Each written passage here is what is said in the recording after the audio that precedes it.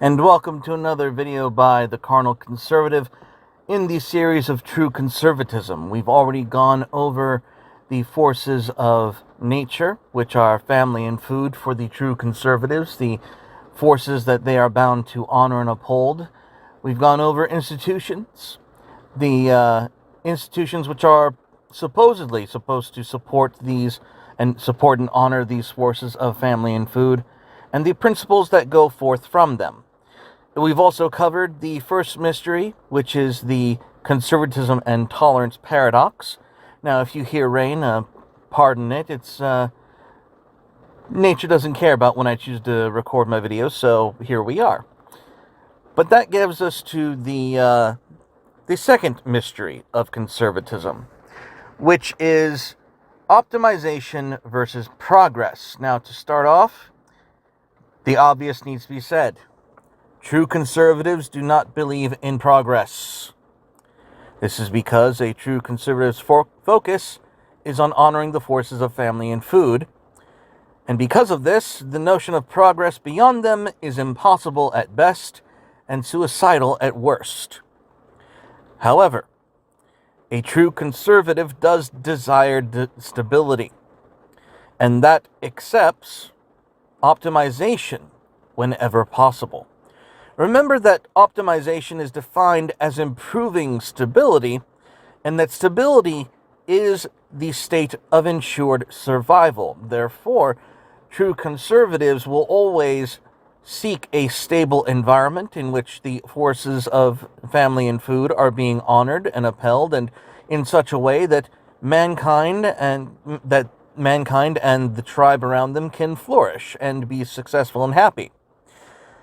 And while a true conservative will never accept that they can transcend the forces of family and food, they will always adopt optimization to living in accordance with the forces of family and food. And this is why tradition is not a true conservative principle in and of itself. Tradition can and should be disregarded by a true conservative when optimization of the forces of family and food is possible and legitimate. This is not simply an assertion, this is a tried and true method that can be relied upon in the future. Tradition, however, is a true conservative's placeholder until optimization occurs. Other widely beneficial principles like liberty or free speech are also not intrinsic to true conservatism. Let me say that again. Other widely beneficial principles, like liberty or free speech, are not intrinsic to true conservatism.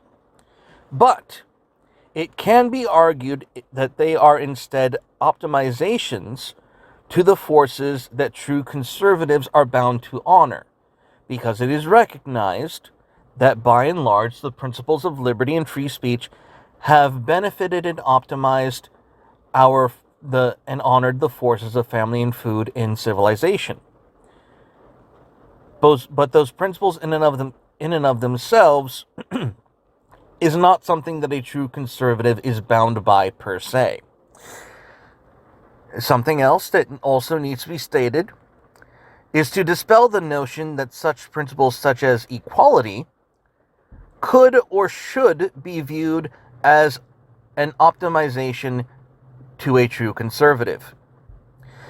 It should not have to be said that a mere principle's assertion is alone sufficient to be accepted as an optimization. Again, practical application must be a proven component, such as been done with other principles like liberty and free speech. There is in our modern day paradigm that there's a sentiment among progressives that the free market and feudalism are two sides of the inequality coin, because of the respective inequality both seem to generate.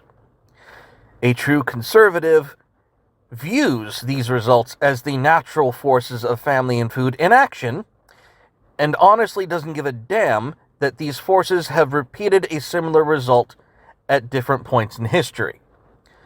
For a true conservative, they realize that if the forces of family and food are relatively consistent in their results across history and societies across pretty much the entire globe, that the results of inequality are also going to repeat themselves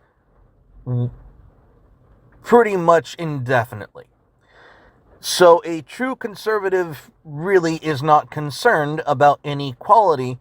They're concerned about surviving the forces of family and food. The fact that inequality seems to be part and parcel of these forces literally means nothing to a true conservative. Now, I know that a lot has been said concerning other principles like liberty and free speech, but again, these are optimizations. And they're good optimizations, but what needs to be made clear is that relying upon these principles in and of themselves as abstracts that conservatives are always beholden to is simply not true. A true conservative is not bound by principle. They are bound by force. They are bound by reality. And that is the second mystery of conservatism. Have a great day, guys.